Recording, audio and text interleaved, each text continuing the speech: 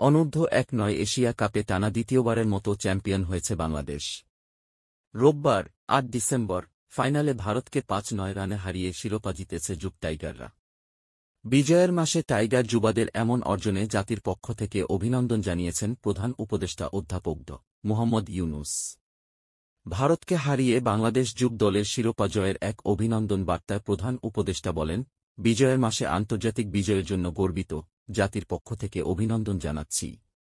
এর আগে ট্রফি জয়ে বাংলাদেশ যুব দলকে শুভেচ্ছা জানিয়েছেন যুব ও ক্রীড়া মন্ত্রণালয়ের উপদেষ্টা আসিফ মাহমুদ সজীব ভুঁইয়া। ম্যাচ জয়ের কিছুক্ষণের মধ্যেই এক বিবৃতিতে আজিজুল হাকিম তামিমের দলকে শুভেচ্ছা জানিয়েছেন যুব ও ক্রীড়া মন্ত্রণালয়ের উপদেষ্টা। আজিজুল হাকিম তামিমের দলকে সামাজিক যোগাযোগ মাধ্যমে শুভেচ্ছা জানিয়েছেন বিএনপি এর ভারপ্রাপ্ত চেয়ারম্যান তারেক রহমানও।